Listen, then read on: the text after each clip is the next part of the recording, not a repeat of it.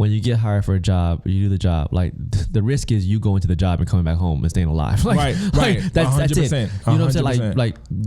Like the business goes under. Even if worst case scenario, the business goes under, you have to just go and find yourself a new job. Hopefully you made relationships that connects. The business goes under for the people that sit at the top. You know what I'm saying? They got to pay everybody back. You know what I'm saying? They lose 20 years of this. You know what I'm saying? They probably mortgage their houses. You know what I'm saying? They probably dipped into their entire 401k. You know what I'm saying? You didn't have to do any of that. You know what I'm saying? And so, again, it's the same thing what I just said all the way at the beginning. Extreme risk, extreme reward, extreme work ethic, extreme results, bro. It's just the formula. Yeah. It's the formula. Yeah. You know what I'm saying? So once I started looking at things like that, it's just like, wow, let me just live life on the extremes. All right, new episode of One Could Argue, and this week I have my guy Nguyen, who is the co-founder of the O Agency as well as BYOB Live. They just had the last one here in Atlanta a few months ago. Everyone from Karen Civil to Dia Sims to a whole bunch of YouTubers and entrepreneurs, and it was just really, really dope. I think over like 3,000 people showed up or something crazy. Shout out to Kayla Parchia. We connected at an event that she did with Alex Wolf down here at WeWork. I believe it was last year, and then we got a chance to finally get him up to the studio, give him a tour, and sit down and chop it up. And yeah, let's get into it. All right, man. New episode of One Could Argue. I'm here with my guy Nguyen.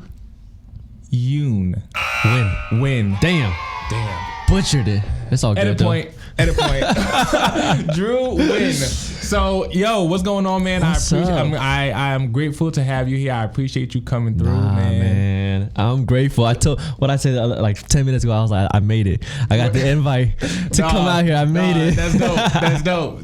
Yeah, we just took a tour. I gave Drew a tour to the studio, Tree Sound. Yeah. You got a chance to see the vibe here, what we do, the history, the amazing everything iconic. And he was telling me how pretty much he used to play piano and stuff for the White House and everything. Let's start off with that, because that's like a sleeper pick. Yeah, so when I was young, I was probably the most typical Asian child in America. My parents was like, yo, go to piano school, man. But it was crazy. I think I was like 6 or 7. And you know how when you're young, you're just trying a whole bunch of different things. Right. Soccer, clarinet, trumpet, piano, you're just trying to take lessons. And I just happened to be decent from it. I had this crazy Russian teacher, yo. I swear she was like straight from like, oh man, I don't know where in Russia, but she came to like slap your hands when you fuck up, all kind of shit. Like be scaring you to death and stuff like that. From not pressing the wrong key. Right.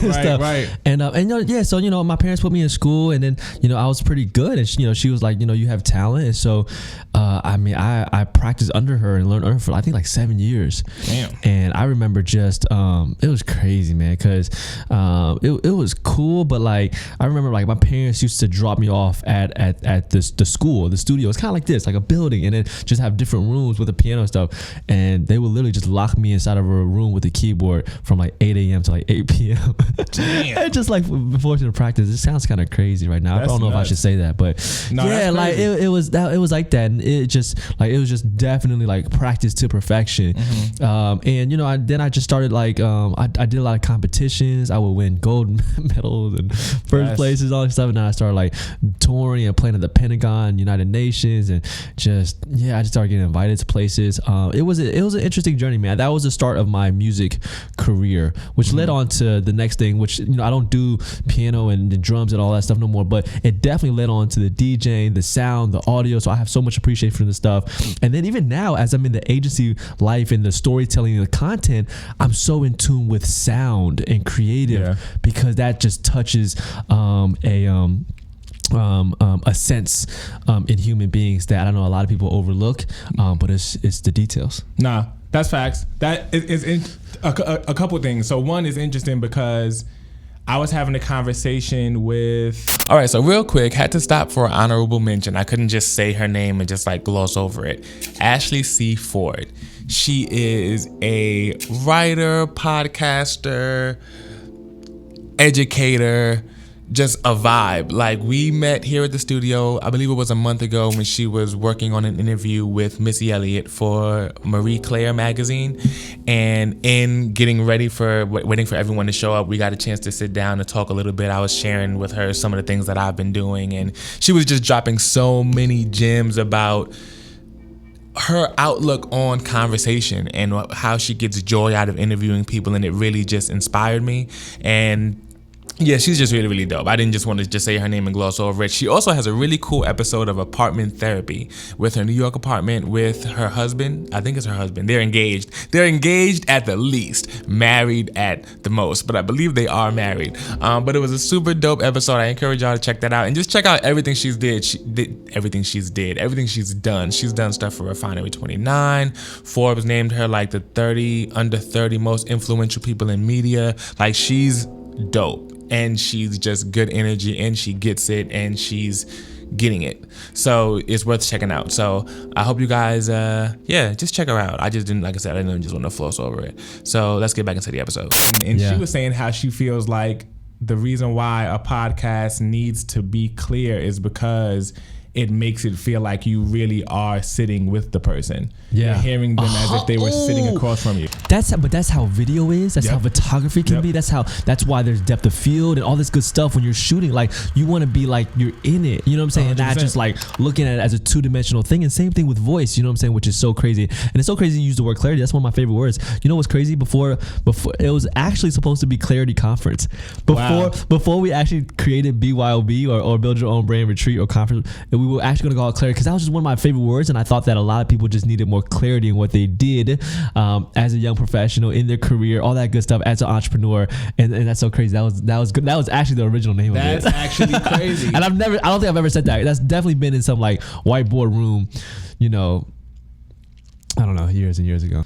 But to that point, something you were saying before in regards of you being locked in the room for 9 hours a day, I'm wondering if that contributes, because of course in doing research I've heard you express your what I would call like an extreme polar opposite when it comes to eliminating things as far as like distractions and like sleeping on couches and stuff. So is that if you had to track it back, would you say, okay, something this severe, being locked in a room this long, could have contributed to that? I think everything that happens in your past life definitely plays or comes full circle, right? Whether it's consciously or subconsciously, right? I've come to really reappreciate it. I think that now I'm like, shit, the more bad stuff I go through, let's keep doing it. Like it's gonna something good is gonna come out of this, right? And so I definitely believe so. And then it kind of just like seriously, like when I got older, I just realized like the more extreme you go, the more extreme results you get. You know, it was just a basic formula for me. Like seriously, it's almost like the harder you work, the more comes out of it. You know what I'm saying? It became a formula. And so it sucks while you go through it. And I get that. And so you have to be kind of like have this like outer body experience. I've never actually said that because I sound so like, no, I get you though. I get you though. Gung-ho. I'm not even that type of person. You know what I'm saying? Looking for those sometimes. Yeah. But yeah, man, I think that's just the easiest way for me to explain it. You just have to like, not be so like one-sided in your own kind of world and perspective. You kind of just gotta look at the bigger picture. And so all that stuff helps tremendously. Yeah. Well, my opinion on balance isn't the same as it used to be. So mine has changed too. Yeah, mine has definitely changed. So I guess the question that I'm going to ask now is different from what I would ask from before. Okay. But what do you feel like helps keep you at a level that keeps you moving with the extreme tendencies that you do have? What's something where you're like, this helps me make sure I'm not. Yeah. So somebody asked me this question recently. Actually, it was a lady on behalf of a mental health company, and I think what happens is everybody has. The thing is, you have to know yourself to understand how far you can stretch. Right. And everybody stretches at different capacities. You know what I'm saying? Like me having, gone to boot camp, like doing this, doing that, like I've been stretched, right? Not because I want to, or even me, being like disowned by my family. Just like a lot of things stretch your capacity on what you can handle. At the moment in time, you're like, why is this happening to me? And I want to just like, give up and I hate my life and all that good stuff. But it stretches you. Like what doesn't kill you, makes you stronger. It's the same thing you do. Like when you go and work out, like you tear down so that you can build back up. And so I think that what I've done is I've trained to stretch as far as I can. And I don't think that naturally I'm like this. I don't think that you're born out of your mother and just, can able to know, understand, or do whatever. But I think that either you are put in the positions, or once you realize how you can get to where you want to get, then you put yourself in that position to be stretched, right? And I think that a lot of people, it's very hard to put yourself in the position to basically be uncomfortable, to basically like not enjoy life. Like nobody wakes up and be like, how can I make my life worse today? Right. You wake up thinking, how can I make my life better? But then yeah. I give so many prime examples. When I first graduated college and I was working a full-time job, and here's the hardest part: how can you make your life comfortable when you don't have to be, right? So like I was already making 6 figures at my job. I had like three different jobs. I was just hustling. I was racking up all this money, but I was still eating, I was still stretching my budget as tight as possible because I was trying to test and push my capacity. You know what I'm saying? Not to wait until I didn't have nothing, because I've been there, but to still have everything and to still decide to eat ramen noodles and do this and do that. Right. You know what I'm saying? While my body was younger and could handle it, right? In the bigger term, in the longer term, and even simple stuff, man. I remember I think there's a solution to every problem. I don't think I'm magical, I'm good, I'm smart, or anything. I just think that I look at it from a very practical way. So one of the biggest things I remember when I was like fresh out of college and I was kind of on this super hustle mentality, no matter what thing. I remember it was very hard for me to wake up in the morning, right? And like we all know the feeling. You're in bed, your alarm goes off, and you're like, I'm too comfortable. You know what I'm saying? Like snooze. You know what I'm saying? 5 minutes later, you know what I'm saying, becomes an hour. You try to snooze, whatever it is. And I so basically I realized that it was that feeling made it hard for me to wake up. Right. So I threw my bed out. And that was kind of the beginning of like, hell no. That was the beginning for me of like, because to me everything is there's a solution to everything, right? Facts. And that's how I think about it, right? It's very practical. No, I got you. And it's just like, but then I started sleeping on the couch, I started on the floor, and what happened? I noticed that as soon as I wake up, I'm up. Like I'm not. This ain't comfortable. You know what I'm saying? Like I got things to do, but I don't have this thing holding me back, which is a feeling, which is how 99% of things move or happen. It's all a feeling, right? And so it kind of like giving you that. And I'm extreme. I don't tell people you should do that, right? But I also don't think people should be as successful as me. Because I want to be, you know what I'm saying? I want to be the most, so I'm willing to go farther. You know what I'm saying? And I think that ultimately the leader in your organizational community doesn't have to be, but there's a lot of respect that's gained out of being that person that's willing to sacrifice the most for everyone else. And I think that's the position that I've earned, even though most of my teammates are older than me too. So to that point, is that because so one of the things that you have said that you utilize when like creating like a path forward or a plan is like the Scrum process. Sure. So how you know that seems, come on, man. Nice. Got a deep dive. I love it. So, and actually one of my homies, his fiance is a Scrum Master. She's one of the very few that are in the Southeast region. But one of the pillars of that whole structure is being able to be the one who leads everyone in a bunch of different directions, but can establish yourself. It's like, I think they call it like a servant leader. Oh, like you serve by putting yourself in front and showing. 100%. So is that a way that you would say that you have created that sense of...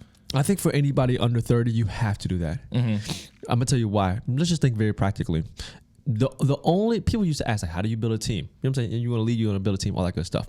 It's like, historically, what it was I'm a, 40-year-old white whatever male with, you know what I'm saying, a ton of savings or an investment or whatever, and I just hire people. You know what I'm saying? Like historically, that's just how you do it. You have the money, you hire the people, they do the job. It's very transactional. You know what I'm saying? So then you think, okay, I'm not 40 or I'm not 50, you know what I'm saying? I don't have 20 years on my belt. I'm 20 something, you know what I'm saying? I'm just trying to learn, but I understand that there's a lot going on and technology has changed the game and all this good stuff. How do I build a team? You know what I'm saying? Like it's you have to lead by example. You have to lead by being that person where, like, I'm gonna tell you, this is the biggest secret, yo. I seriously, I remember, I don't know where I got this from. You have to put yourself in the position where you're willing to do it, whatever it is, with or without anybody.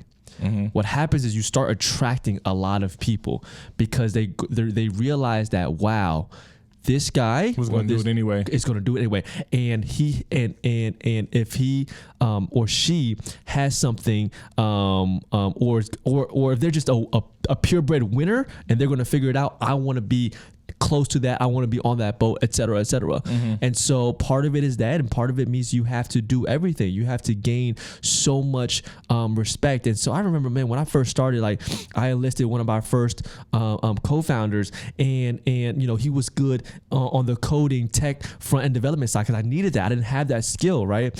And so for me, I couldn't pay him, right? So I kind of you sell the vision and the potential, and we were getting business, but where I couldn't pay him, I would do everything else, right? In terms of, you want me to, take your dog out, you want me to take your trash out, I'll wash your shoes. Like, let me help you where you don't want, correct? Way, and then you can help us, where we need it. So it's being very, very conscious of people's lives as a whole, and understanding that everybody has different points where you can attract and align, but you have to think outside the box. You have, because we're not 40, 50 with $1 million in the bank ready to start a business, or a $500,000 loan to just hire straight out. So you just have to be a lot more creative, and you have to be that person where he would never, or anybody on my team would never, be, fully willing to just be like, oh yeah, that's our guy, that's our,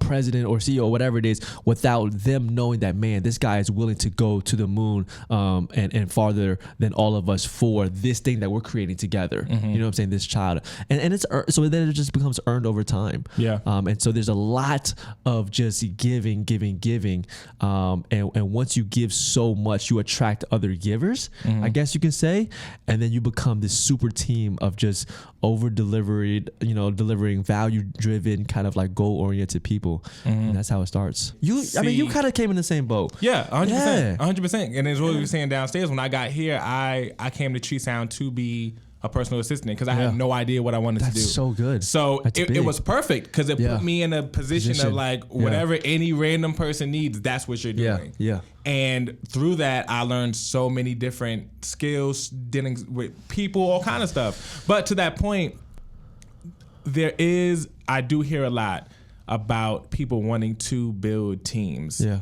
And it seems, well, there's a few things with that. One, I think a lot of people want to build a team before they're even ready to have a team. 100%. Speak to that. No, because look, man, the thing is, even when I look at you, bro, like, you are so talented. You have so much. I'm sure you have so much creativeness. You've seen so much. I'm sure you could go out there and just kind of do something on your own too. You know what I'm saying? If you wanted to utilize and leverage every single thing that you've gained or learned over the past 8 years, and you'll do something out of it. But I think that even for you, like, like, man, like, there's still more that I can gain out of, the position that I'm in, you know what I'm saying? 100%. And so it's just being, you have to be like, one of the things that people don't talk about a lot is timing. Mm-hmm. And timing is everything, bro. It's everything. Like, it is, man, I wish I would love to even write a whole book on timing, and how, like, the people that you meet, what you execute on, what you do, it's like it is literally like, I started to look at my life as a director, right? And I think that if you're in the personal branding, or you're in the storytelling, or you're in the kind of this content space where you're growing your own thing, it's like you have to look at your thing as if you were the director. And even when you're directing and your life is your movie, you just happen to be the main character, or your brand, whatever it is, right? What happens is, as a director, you also know how to build out the story. Right. You know when certain characters come in, do this. Like, you can't just throw the character in and, like, they made it to the top. Right. You know what I'm saying? Like they gotta go. You know what I'm saying? Right. And the timing of the story, the timing of who meets who, of what happens, the timing of so many things, the timing of when to launch a business, the time, you know what I'm saying? Because there has to be the right, there has to be like the market has to be ready for it too. Right. Sometimes you can be too early, sometimes you can be too late. A lot of time businesses pop not only because like it's a good idea or it's the right people running it, it's the right timing in the market when everybody is thinking or moving in a certain direction, which then plays to like what's happening in the political world, what's happening in the latest movies, what's happening in pop culture, whatever it is. Like timing plays such a big role on when people's feelings are at an emotionally a heightened state to align and connect, right? I'll tell you timings of things that are big right now. Mental health is big. You know what I'm saying? Like, so right? Why? Because we've seen like every year there are trends, and so if I launched a mental health business now, then it would be crazy versus 4 or 5 years ago when social media just was getting popping and everybody was like going all in and not thinking about that yet, right? So it's timing. Timing is everything, bro. 100%. I totally feel you on that. And to that point, it's one of those things where, even to the point that you were saying in regards of being a director, like knowing if you are the person who needs to be the director. That's like, yo, everything. I may just need to be the correct director of photography. Whatever. Now. Yeah. For now, because and the thing is, it's so funny because in today's world, what happens is it's bro, I'm gonna be honest, this is not gonna sound good, but part of the biggest issue in the world right now is everybody's been told a lie. You know what I'm saying? Like to me the whole like you can do whatever you want. Like we're all equal. Like we bro, all. That's not true, bro. But that's been told to us for the past 50 years. But you know what? You know what's so frustrating about that is it's a lie. And when you come in on the other side of it, knowing that now it's been flipped, so you're the one who's bugging. It's like, oh, why are you trying to stifle my growth? It's like, bro, because 98% of the people are still thinking that way. 100%. And then the 2% who know. 100%. And that's why sometimes when I look at that world, when I look at the world with a bunch of different things, I'm like, yo, like I'm really not looking for everyone to be rich. I'm not looking for all y'all to have great living. Like it's just not going to happen. Once we get this set of issues we're dealing with now fixed, there's gonna be a whole new set that everyone's gonna be that's just the way life is set up. So what happens now is this: everybody thinks we're on an equal playing field. Everybody thinks that it's all the same.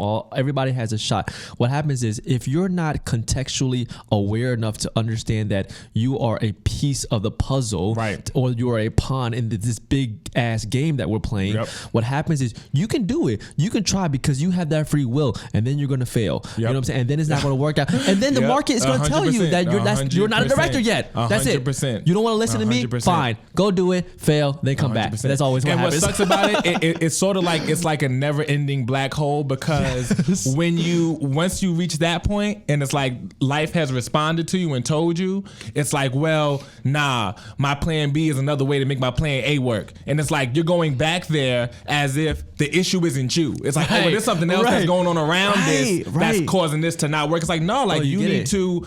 And that's the thing. Also, I think a lot of people with starting their own businesses or ideas, it's like you have to be there's special people 100%. Who are able to control all roles. It kind of reminds me of, like, I kind of use the analogy of, like, I don't want like a superhero team, right? Or like the Avengers, or like I used to watch this there was this movie I watched one time where it was like a superhero team and everybody has a very specific skill set, like a superpower. You know what I'm saying? Whether you're like freaking, you know, Iceman, I don't even know what the superheroes are. Whatever, right? Like everybody has a specific thing they can do. And then there's the, like, I remember it was such a pivotal. I remember watching the movie and I was like, yo, that is so pivotal, because they were like, everybody is good at their role, but they wanted this one specific guy to lead them because his superpower was bringing everybody together and kind of managing or instructing or leading everybody to be in the right place at the right time to do that. And that is the leader, that is the CEO, that is the, you know what I'm saying? But you gotta, you're all superheroes. Yeah. And everybody thinks and everybody is a superhero in their own right, and you have gifts and talents. But being, like you said, man, that entrepreneur, that founder, that CEO, it takes a very, very specific set of skill sets. That, to be honest, if I was being real with you, it's a very, very heavy burden. 100%. A very like it's a weight. Yeah. It's a weight. So it's basically saying I'm going to carry everybody and their problems and issues on me. I would ask somebody thinking about going into the world of entrepreneurship or building a team or doing this right now, like, are you ready to literally, are you ready to have a baby? You know what I'm saying? And then I don't know where this was going. No, but to that point, it was like, point, bro, like having somebody else's baby. Like, yeah, no, for real, know, bro. Not for real. When I think about it, it makes me think about like nanas, like your great grandmother, like the one who had the house that everyone would come to. Yeah. And then when she passed away, no one came around anymore. It's like, because she had the foresight to be like, yo, I know you on drugs and I know you did this, but we still gonna bring y'all together. Right. And do you know why she was able to bring everybody together? If you think about it. I think it's because I think it's because she had an understanding that everyone needs each other. And I think it's because she had the foresight. One, I think the ego was non-existent. I think she was in an unjudgmental space, and I think she understood the value of community. Good. I think those are the three reasons. So that's good from her perspective. Let's play a quick game. What about from everybody's perspective? Why are they willing to listen to her and follow her lead? And when she says, "Hey, we're all coming together Sunday for dinner," they all come together. Why is that dynamic happening? Time.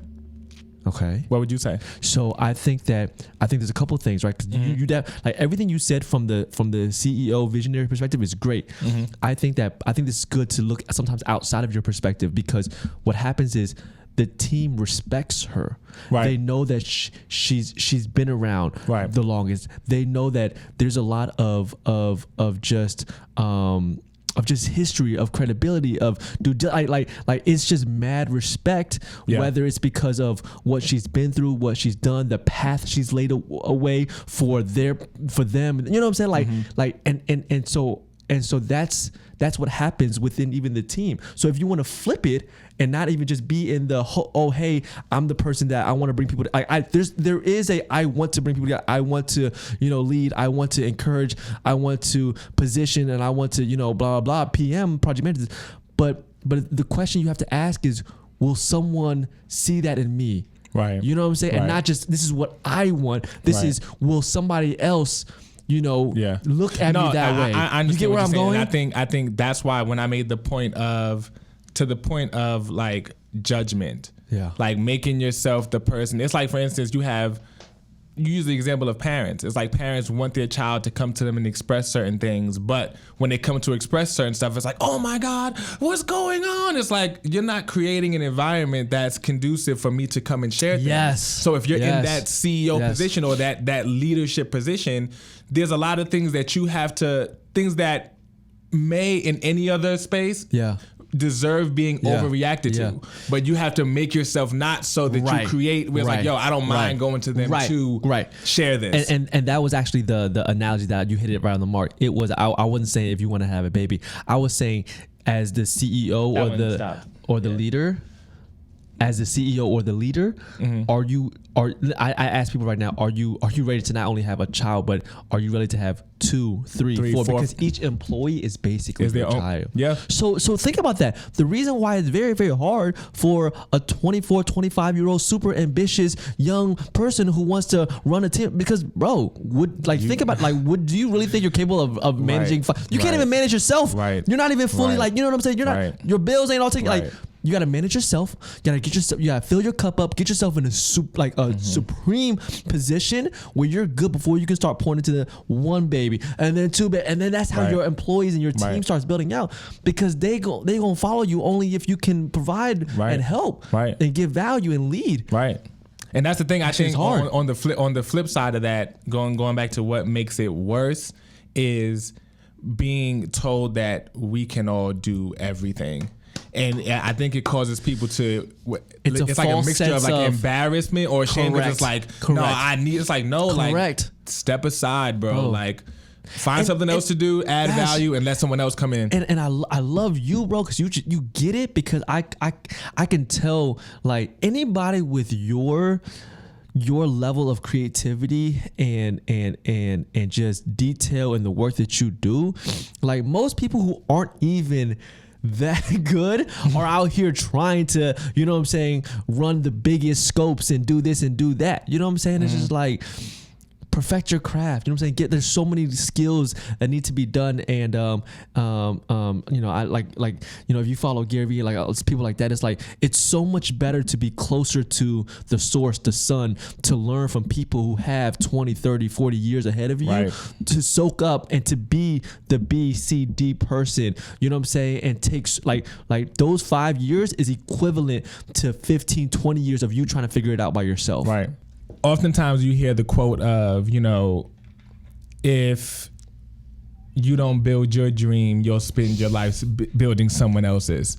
People are and stupid. It's stupid as fuck. Like, so stupid. Yo, are we really gonna put this out? Yeah, we're gonna take it there. We're gonna like, I love it. We're gonna take it there, because when I look at it, I'm like, I get it. This is literally 2% of people talking against the 98%. Exactly. And I'm just like, there's no way I would have been exposed to the things that I've been exposed to had I not come in and helped someone else accomplish what they were trying to accomplish. So here are my thoughts, right?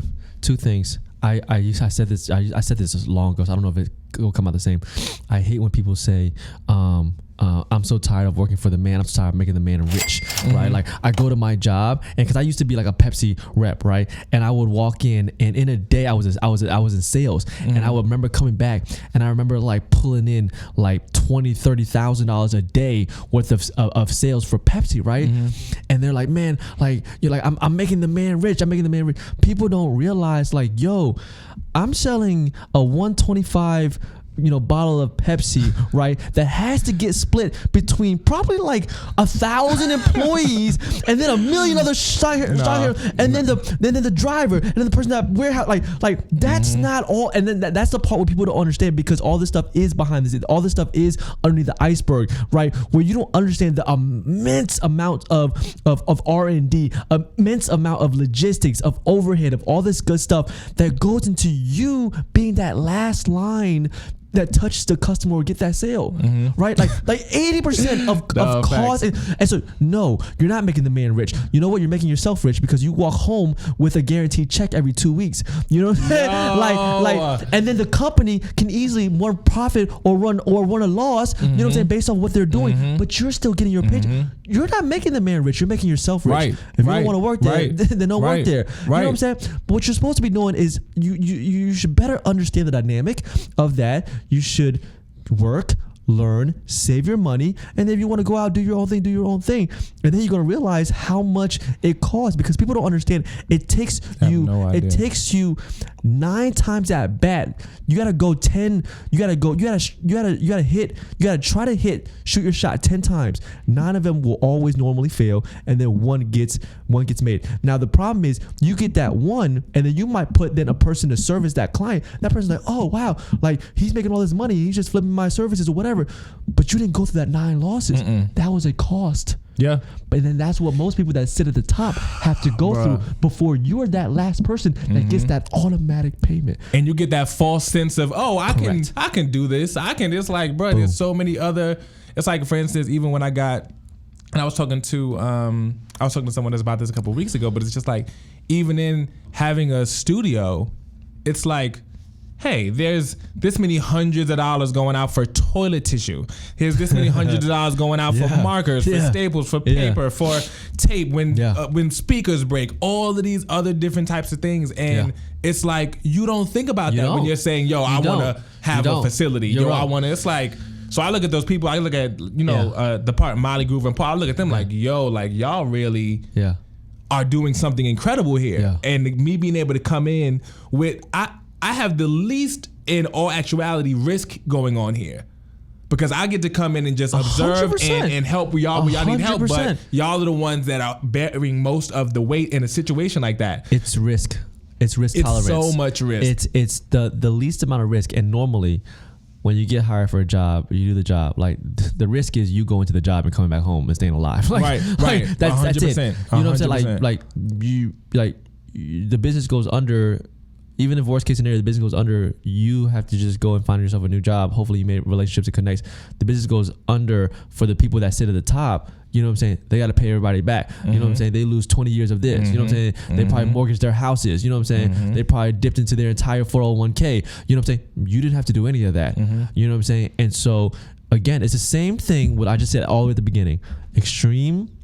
Extreme risk, extreme reward, extreme work ethic, extreme results, bro. It's just the formula. Yeah. It's the formula. Yeah. You know what I'm saying? So once I started looking at things like that, it's just like, wow, let me just live life on the extremes. Yeah, for real. And then try to get the most out of it. 100%. And to that point, I think that's one of those things where anyone who's been living by that quote, I think you just need to invert it. I think it's, if you don't know what you want to do or you think you might have an idea, I think it's smart to help someone else build something, because you're building something. And sometimes you may be, because at the end of the day, and even for me, it's like you say that and then you turn around and you build your thing. And what do? You look for people to come 100%. In and help you build what you want to build. So it's just like, how are you having that expectation when you're going to turn around and ask people to help you do what you want to do? Because people are selfish. Drew, I swear to God, that's what I was going to say. That's the core of it. Yes. It's this innate selfishness, and I get it because I'm with me all day. 100%. So of course I think about me first. You have to train yourself to do anything other. Can I take this really far? I've never said this before, right? People think about themselves and they're very judgmental and they blame and they complain about a lot of things. I'm gonna play a scenario for you that might sound a little crazy, but it's like if you're a type of person that complains or is judgmental or all that stuff about anything or anybody in the world, bro, like you're doing it out of ignorance and hindsight because number one, you're not there. But I would argue, for example, a lot of us, same in the same boat as just like making the man rich or whatever. We look sometimes on the news and all that good stuff. Like a lot of stuff you don't understand, but you're in your limited understanding, you're being judgmental and you're just being ignorant. I'll give an example. People used to say a lot of times, they probably still do, like a lot of the CEOs, you know what I'm saying, getting these big bonuses or like taking advantage of the system or this and that. I literally watch so many people, our peers out in the world, and they're literally doing the exact same thing at their level, just not at that level. It questions me to think if they were at that level, would they not do the same exact thing and then say, oh, this is for my family. Oh, I put in my time. Oh, because if you could take advantage of the system, you would, because that's exactly what you're doing right now. But yet all you're doing is constantly just judging others, worrying about this, worrying about that, worrying about the news and consuming all this stuff that's actually taking a lot more out of you than just focusing on what matters most to you and your world. And that's you live so this true. Life where you're that's just like, so true. It's everything, bro. It's like everybody, 98% of the people are just lost. And I say that from a very empathetic and like everything that I do, the work that I do, like if you know our story, like the whole BYOB thing, like we built it out of our own savings, out of our own cash. We don't make money, yet everybody is gaining lifelong relationships that's going to pay over time. They're gaining new clients. People are making money off of us tremendously. Like my life right now is just kind of spent because I've kind of been fulfilled up to a certain point, that I just like tried so hard to like help other people, but I'm trying to help this group of 98% of the people that have just been drilled a certain thought process. You know what I'm saying? They're only seeing things a certain way, and they're always complaining. They're always worrying about stuff that has absolutely nothing to do with them. And when you worry about you and your life, your family, all that good stuff, like you'll be happier. 100%. It's funny you say that because I was literally having a conversation. Well, no, I just did the last episode of the podcast that I did, was pretty much just people who are in the headspace of, oh, no one's done anything for me. Every time someone else needs something, I'm there, but when I need something, no one's there. And it's just like in most situations when you ask the person, okay, well, what do you want? There's no response. It's like, okay, well, now I'm here. So what do you need? How do I do that? No one knows. Blaming everything but themselves. It's very hard to take full responsibility for what you do. Very hard. Very hard, bro. And it's almost like, but that's another thing I would do. To be honest, I would start practicing. Like, this is awesome, like self, discipline, mental health stuff. Like, practice taking responsibility of it. It's so funny. I would anything that goes wrong, I'm like, damn, it's my fault. How can I figure it out? Even if it didn't go, even if it wasn't my fault, 100%. I think you should start practicing that right 100%. Now, because you will start to position yourself as this problem solving, you know what I'm saying, optimistic type of person that moves forward versus moving backwards in life. Always. Everything is your fault. You know what I'm saying? Like, I heard this guy, he said it was so funny. He was like, if I walk outside and I get hit by a bus, it's my fault. I should have opened the door, you know what I'm saying, 2 seconds lower. Fast, you know what I'm saying, slower. Everything is your fault. Yeah, just really be in that mindset. Stop complaining and thinking that, you know what I'm saying, like, no, it's your fault. Like, even things that do not seem like it's your fault. 100%. Figure out a way to just put it on you, not because you're like putting yourself down, but because you're looking for a way to improve. Correct. And you're taking control of your life versus letting everything and everybody control your life, because most people are sheep and they are followers. 100%. And everybody wants to be a leader, but you won't put yourself in a leadership. But without leading anything. You won't even lead yourself anymore. You won't even lead yourself, bro. You won't even lead yourself. You won't even lead yourself, yet you want to lead a team. Mm-hmm. You know, you want to be the next this and this and that. Like, it's funny. I did an episode a few episodes ago, and I asked someone a question and they didn't understand the question. So natively, it was like, oh, they just didn't understand. And then when I got done and I was thinking about it later, I was like, damn, how could I have worded that question better to make sure they understood what I said? And that in turn made me be like, okay, let me do more research into asking questions. Let me see what words resonate with people more than others. I can't assume that you would understand it because I'm asking the question. I'm saying it from my thought process. Yeah. And it just turns into a whole That's dope, man. snowball of improvement versus be like, oh, they just didn't understand it. That's not on me. It's like, all right, whatever. It's always your fault. Literally. That is such a game changer. I want to start a It's My Fault club, man. We should start that, bro. We should start that. We should start it. We should podcast. do like a mini series, where people come in and talk about something that they did wrong and how it changed once they took accountability. That would be dope. Game I'm changer, with that. bro. We should start, man. Because so many people do it. I've done it before. And like I said, that's why I would call Groove and be like, yo, such and such this. He'd be like, well, did you do this? And I'm like, He's like, well, bruh, let's stop right there. The rest of this conversation is unnecessary. 100%, bro. Yeah, that's crazy. That's crazy. So to that point, okay, the O agency. Yeah. Let's talk about that. Yeah. Because there may be some people who are getting more familiar with it, so I don't want to skip over your journey. Yeah. Especially, I've spent the last few days doing research, so I've heard a lot. Wow. But I do want to have you give a brief introduction of yourself, just what Drew, what you do, all things considered. Yeah, I'll give my spiel. 2-3 minute spiel just for anyone that's listening that isn't familiar with my story. Basically, you know, I kind of start my career, my story around 17, 18. My parents, I grew up in the DC, Maryland, Virginia area. Parents are like the super, you know, immigrant style, you know what I'm saying, straight off the boat over here, you know what I'm saying, just want me to, you know, come over here for a better life, want me to be a lawyer, doctor, engineer, all that good stuff. I ended up going to Hampton University, small HBCU down in Hampton, Virginia, because they were the only school that accepted me into their pharmacy program. So I kind of didn't even know that was an HBCU. I never even visited the campus. But the thing is, I grew up in PG County, Maryland, right, which is one of the most, like, you know, just affluent African American communities just in the whole country. So like, it wasn't nothing weird or different. I was like, this is cool. You know what I'm saying? That's where we're going. And then I just kind of like followed the signs and all that good stuff. It was the only school that accepted me, so I went there. Boom, boom, boom. I was a pharmacy major because I didn't really know what I wanted to do, but that's what kind of like my parents wanted me to do. So I was like, you know what, let's just kind of go and figure it out. Actually, they didn't want me to do it. They forced me to do it. There was no option. Okay. I went there my first semester. I failed every single class. I had like a 1.1 GPA. I was like, damn, shit, this is hard. Yeah. Like, I hate science. I discovered my hate for science in my freshman year at school. But what I did realize was I started to realize I was very entrepreneurial, right? I'm the type of person where, and this is a quick little advice right here. Sometimes, especially when you're young, before you even want to start off by taking over the world, changing the game, starting a business, the best way to do it, honestly, is to look in your world, something you're familiar with, and just look at a problem. Like, look where there's a need versus like saying, hey, this is what I want to do. Well, if there's not a market product fit, if nobody cares about it, you know what I'm saying? It's way faster to say, oh, this is my world. And a lot of people are having this issue. Can I just solve it really quick or offer a solution and get paid for it? Because that's the fastest way versus trying to convince somebody to buy into something that they don't need, right? Bar. Okay, cool. So So I was like, okay, cool. I'm a freshman in the male dorm. We're all broke. You know what I'm saying? We're new to this campus. And I'm like, yo, people need haircuts,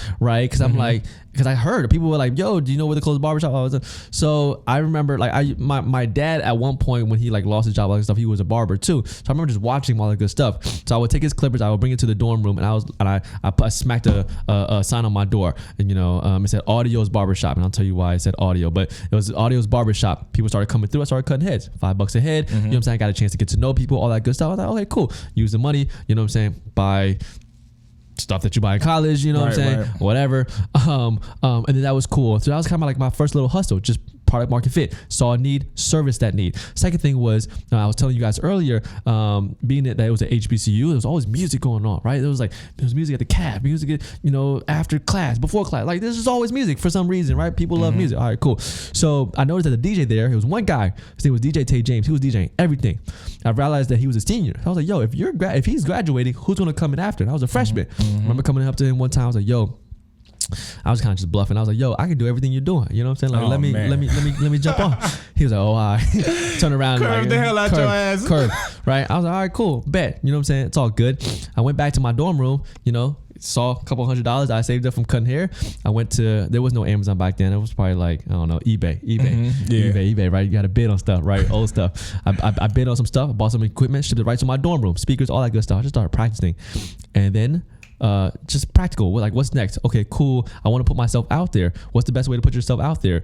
Supply and demand. Just supply the market. Just even if you have to go for free, right? Apartment parties every weekend. You know what I'm saying? Every Thursdays, Fridays, whatever people call it stuff, right? There's apartment parties. Do it for free. That's how you get in for free. Then you can DJ. Now all of a sudden, everybody's like, yo, they start asking you. Like once you do one thing and you're like decent at it, more people want to ask you to do more of it. And so I started doing that, and I kept going up to Tay. I was like, yo, can I do something? You know what I'm saying? I'm making noise right here. You know what I'm saying? And he kept blowing me off. I'm like, whatever. And then one night, I remember this was back in 2008. Yeah. This is like Obama election. The night that Obama got elected.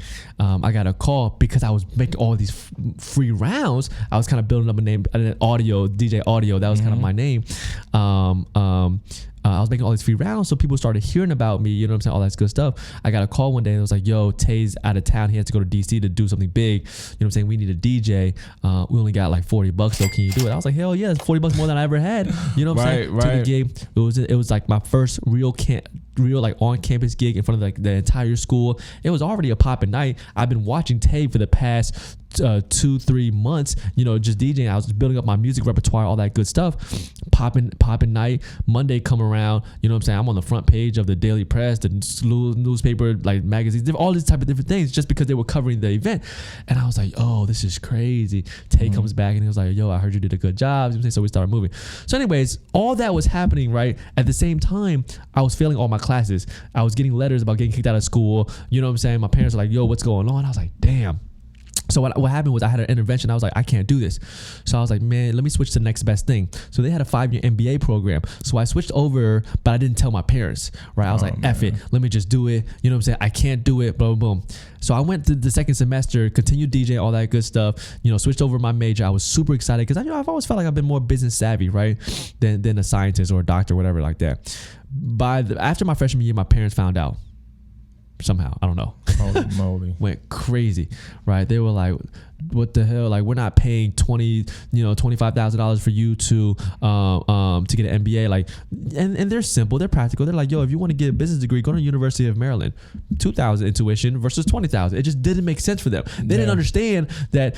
For me, I was like, I'm trying like, yo, this is the Black Harvard of America. I'm saying all this stuff they didn't understand all this stuff. They don't come from this world. You know what I'm saying? They don't know. It's a totally different world.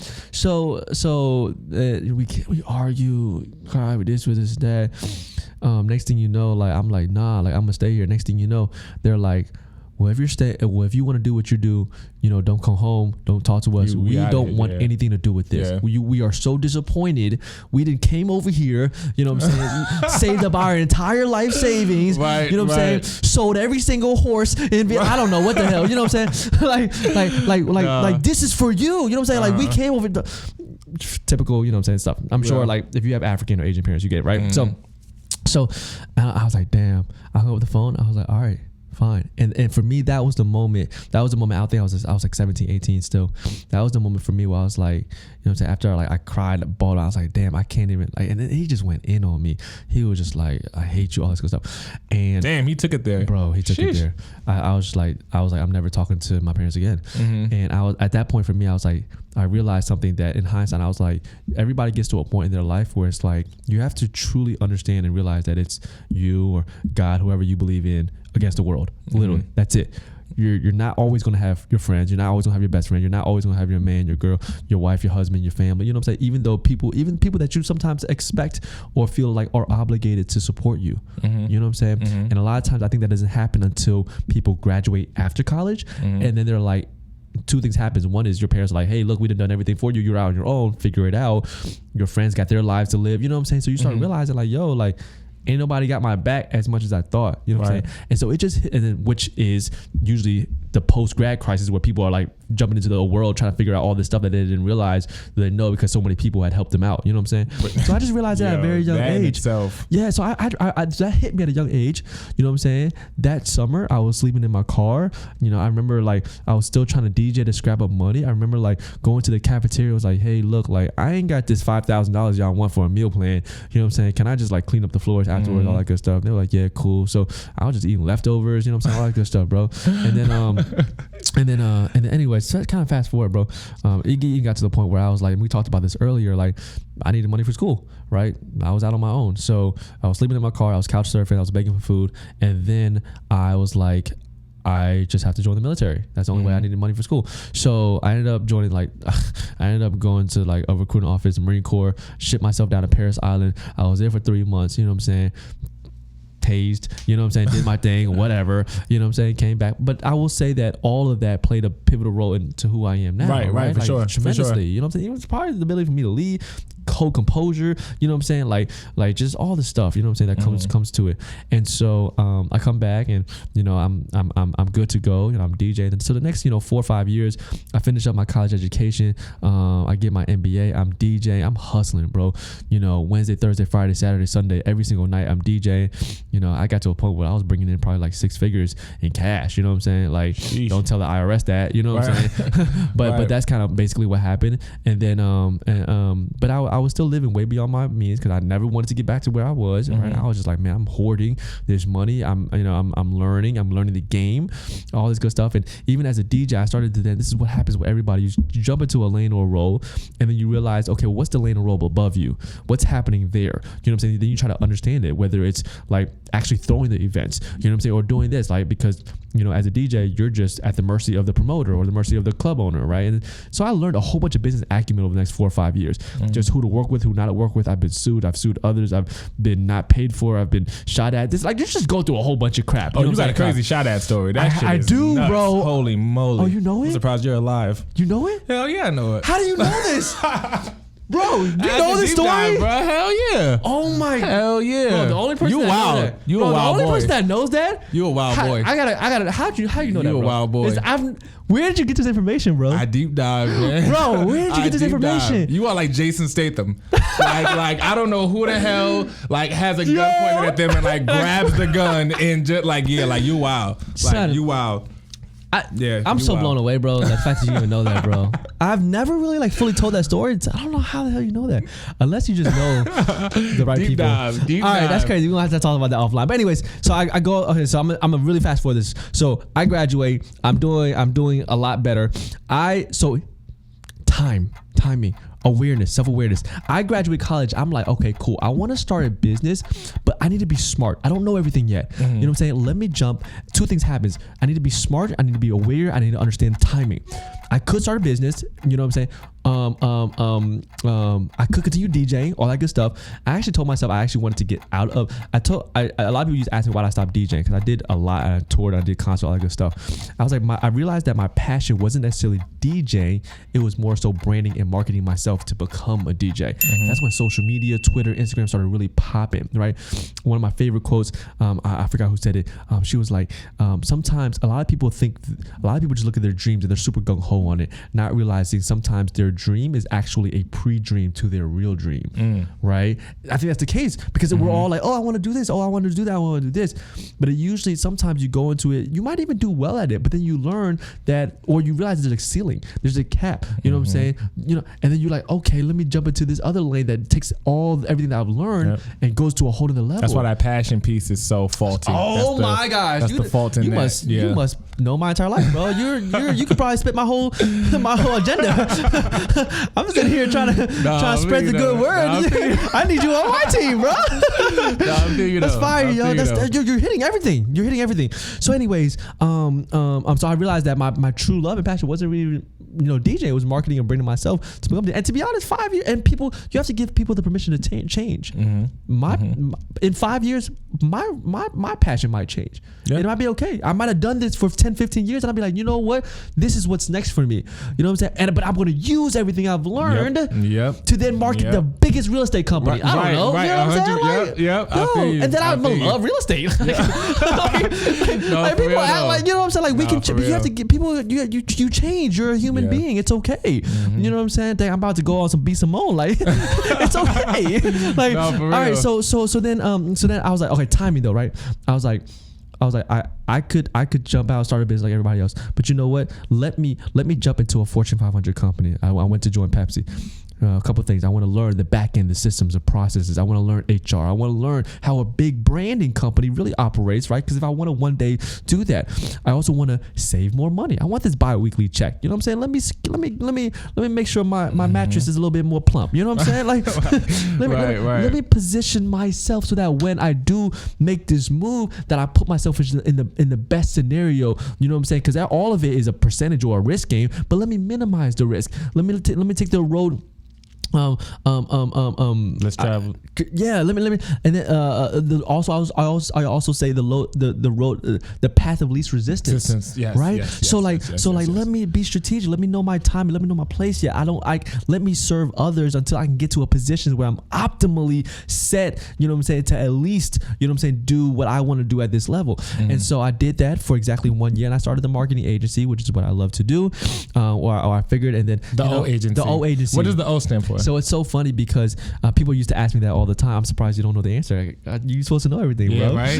You ain't get this one. You had to go all the way back to the archives to get this one. It might not be possible. All right, cool. No, people used to ask me all the time what it was, and to be honest, I'll be honest with you. When I first came up with it, I just liked how the logo looked. You know what I'm saying? I don't even know if it's around. We don't like. We're so like behind the scenes that a lot of people don't know about it, but I just like how the logo looked. It was very iconic. It was very timeless. It was very simple. I was like, man, maybe this can be like the Nike logo, you know what I'm saying, in 50 years, you know what I'm saying? So I like the logo, and I was like, the O agency, right? But then people always ask me like, what does it stand for, all this good stuff. So I did come up with something after, and basically my spiel was basically O stands for hour, right? So like it's just honestly, and it just came down to the ethos of how I go about business. Like when I go and I work with someone, it's not just a business to client relationship. You know what I'm saying? Like it's our work, it's our partnership. You know what I'm saying? If we fail, it's our failure together. And you can see that in the way that I might reimburse, or I might take some risk too with you. You know what I'm saying? Like I'm in this to work with you. You know what I'm saying? I don't just want to take from you apprehensively promise something. And so that approach has helped me work and gain a lot of clientele, because they're like, man, this is a little something different. You know what I'm saying? Like we might go into a project, and I might put some skin in the game too, above and beyond what everybody else was doing. You know what I'm saying? Just to be different. Or I might do this, or I might put in well, if this happened, or if this doesn't work out, you know what I'm saying, I'll take some of the hit with you. You know what I'm saying? Whatever it is. Like I'm in there. So it's our business, our partnership, our project. If we fail, it's our failure. And it's just a level of trust that I was able to build. And so I started with myself. I had but then what happens is you start with yourself. You do whatever, you try whatever, you know, you serve yourself need. Then you have a friend or a best friend, you try your services on them. You know what I'm saying? Just like you might, or that one stopped again. You do it on yourself, then you have a friend, then you start working on your gifts and talents for your friend, right? You start building just off of the camaraderie of it. And then you're like, damn, you know. And then that for me was, I had a friend named Bakari Taylor. You know, he played basketball, he had a fitness movement. We came up with Body by Bakari. You know, that summer, you know, I took him on a whole tour, No Excuses boot camp tour. We got press, we got money, we raised money from a Kickstarter campaign. After that, I was like, damn, okay, cool, I know what I'm doing. Right? There has to have, you need market market validation. You know what I'm saying? You have an idea. Like the formula is simple for me. You have an idea. You try it on yourself. Then you try it on somebody not yourself. Then you get more market validation. You know what I'm saying? Then it's just MVP to growth. You know what I'm saying? Like lean startup style mode, and that's everything. And then that kind of, after I did that, we were like, yo, okay, we're onto something. Not only do I love it, but the market is telling me that I'm good enough. That I can do something with this. Correct. That they're willing to pay me. That I can jump ship. That it makes sense. You know what I'm saying? That I'm just not, that the timing. I just don't think it's good. Correct. Yeah. So within 1 year, I was able to leave my job. 3 months later, we signed our first pro athlete, D'Angelo Hall from the Washington Redskins. We started serving him from an online marketing, branding, social, nonprofit type of work. And then I always say, when you do a good job for one guy, it's like, yo, here's my guy. Here's my guy. So we started repping and working with a ton of guys, Tyrod, Cam Chancellor, Jordan, like just tons of all-star pro athletes in the NFL and the NBA. That spilled over to working with a lot of CEOs and executive entrepreneurs, because, you know what I'm saying, it's one of those things, like rappers want to be, ballers want to be rappers, but in today's world, it's entrepreneurs want to be, you know what I'm saying, this, and everybody wants to be an entrepreneur, right? So we try to start mixing that world. So we started representing some of the top minority owned CEOs that build that have companies that are doing $10 to $100 million companies, and so we do a lot of personal branding, marketing, stuff like that for them. And that was the lifeline. I've been doing that for about 4 or 5 years with the old agency. Then we moved down to Atlanta, did some, because we like the market, we grew there, and then I sat still because I was at a good space in the agency, but we were doing very like high-end client services work, and I was like, man, next thing, there's a need in the market. I look at my market, I'm like, what's going on? What can I help? So many of our peers, you know what I'm saying, interested in the creative space and entrepreneurship and this and this and that. But to me, I was like, but you're all listening to the wrong people. Right. You're listening to the 98%. You're listening to influencers that are broke. How do I know? Because we are servicing the influencers. Right. You know what I'm saying? Like, and I know that they're just like, I'm seeing this like, you look like somebody, you're lying to them, they're ignorant, so they're listening to you, and I'm like, oh my gosh, what's going on? Like, so I'm like, you know what, let me just go direct and do something that's more valuable. Let me really help people out. And so that's how 2017 I rented a car for 30 days from Enterprise, and I drove around the entire country, and I was like, you know what, I'm gonna just do pop-up workshops. I'm gonna bring all of my skill sets. I'm gonna bring out some friends that I know who have built and ran 7-figure businesses, not just people that look like they're successful. Like, I know, because the reason is, until you actually run a legitimate business, you won't know the deepest secrets, details, the gray area.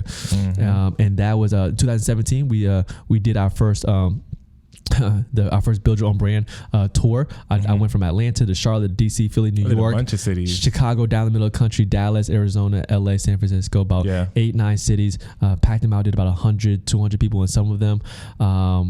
That's what I remember. Man, I remember when I was in Arizona, and then I got a call from Gary Vee. He was like, yo, we see what you're doing. We want to highlight you in our book, Crushing It. So that kind of whole thing came about. So I finished the tour. Next thing you know what I'm saying, I signed my life away to that, you know what I'm saying? And then that thing comes out, and then, it kind of just builds momentum. Momentum marketing is a whole thing that we do. And then that's when I was like, you go to the end of 2017, I'm like, yo, instead of me driving around the entire country, let me bring everybody together. That's kind of we came up with the first BYOB Retreat in Washington, D.C. Over 1,000 just diverse creatives, entrepreneurs, leaders came through.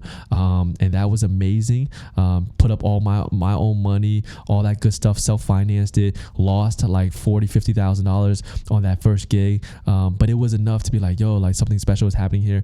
I went back to work for the old agency, made that money back, and then ATL happened last month, and we did about 2,000 people, and we're just riding year by year, just enjoying the journey, finding good people to be around, and just giving it our all, and coming at the right place, coming at a genuine place. And I think that people can feel that, and because of that, I'm just very, very blessed and grateful for everything that's been happening. For sure. So that was longer than 2 minutes. You good.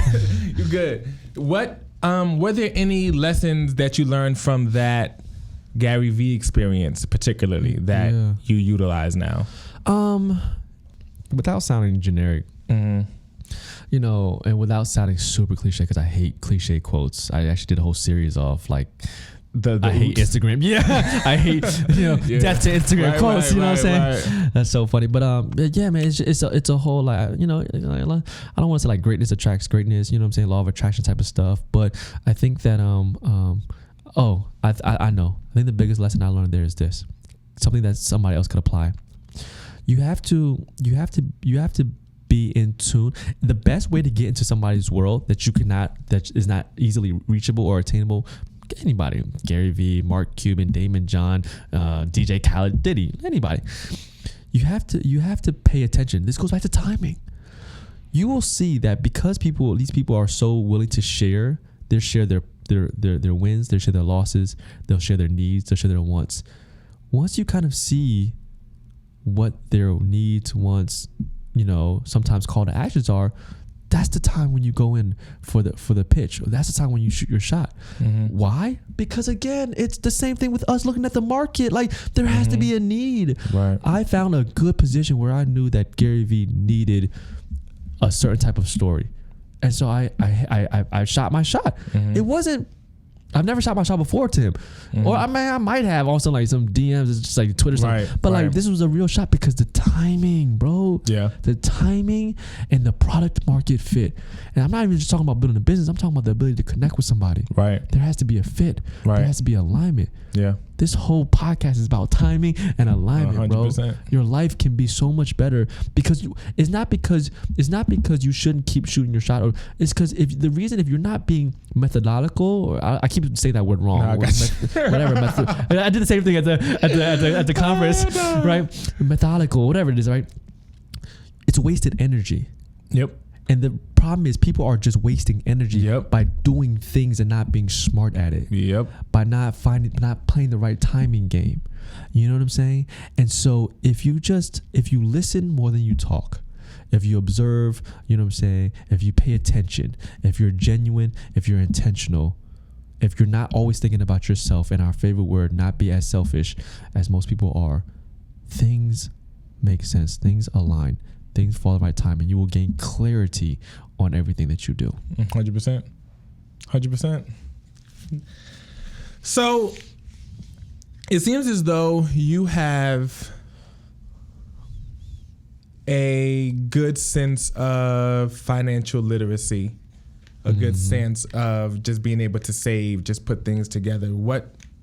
And it's definitely been useful in you being able to foot the bill for the first conference and things like that. So how did you, did most of that come from your time working in corporate, or were there any avenues you took to? I think definitely a little bit of the education from my MBA, accounting, right, really helped with that.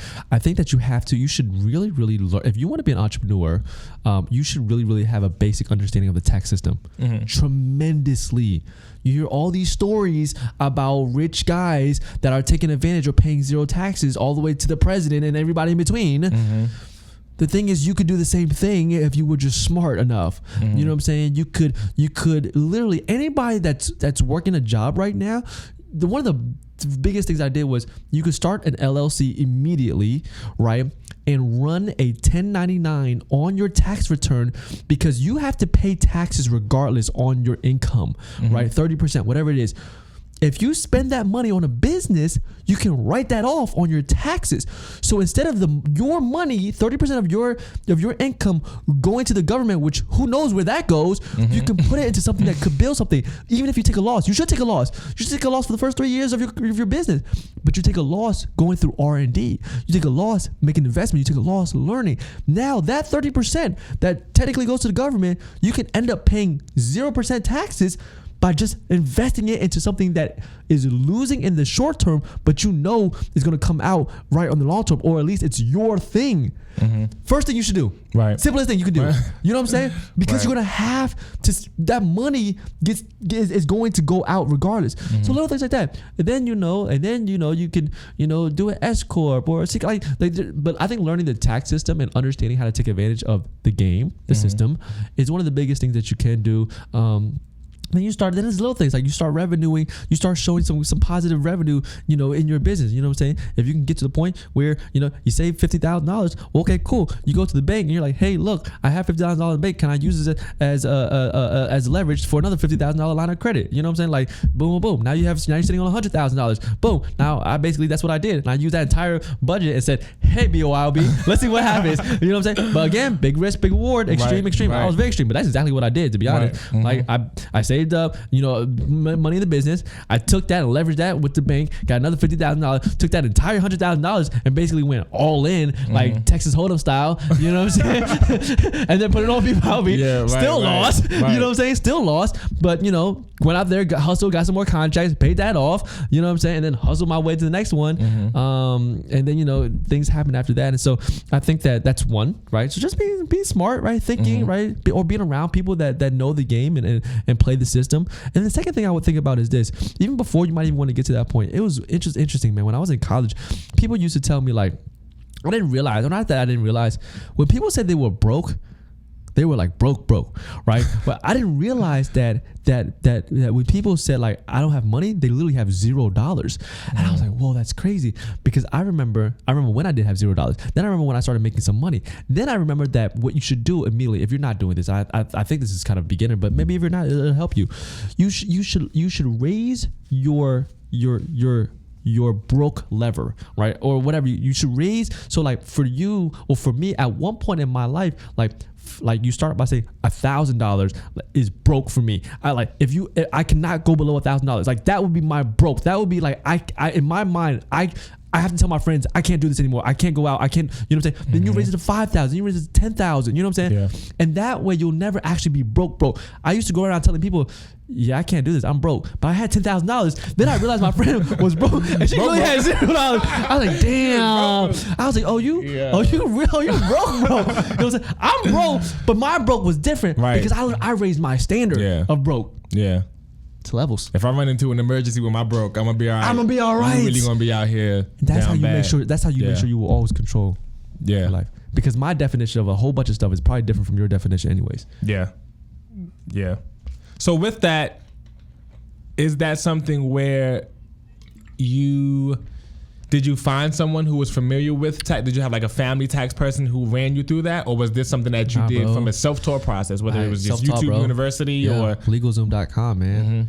LegalZoom, man. When you first sign up, they'll give you actually like free consultations, man. I just learned. I learned until I got to the position where I could actually talk to an accountant. Until I got into rooms that from people who were more advanced than me. But you just learn from zero, bro. You're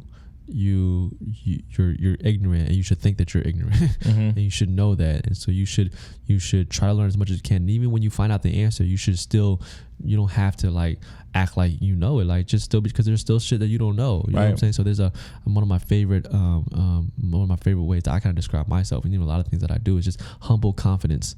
Like, I know my shit. You know what I'm saying? Like, anybody that wants to go pound for me, I can go pound for pound. But I don't have to go around flaunting it, you know what I'm saying? Or I don't have to go around acting like I'm bigger than what I am, you know what I'm saying? Because I'm still running. I'm still playing the marathon. You know what I'm saying? Until you really like cash out or don't give a damn about nobody else on this earth, then you can act however the hell you want to act. That is so. But if you're still growing or leveraging, bro, you can't, bro. Because as soon as you do that, you start cutting off opportunities. For real. Ties. Because it could be someone who may not know, 99% of the time they don't know shit, but they know that one thing that will totally change the game for you. Right, but you want to act ignorant and disrespectful, bro. Like a lot of times too, man. Like if you a lot of people, I know this for a fact. I used to be this way, man. If you secretly want to make money, be successful, just to shit on people, that shit ain't always gonna play out, because the intention is wrong. You know what I'm saying? Like once you get to a certain point. Like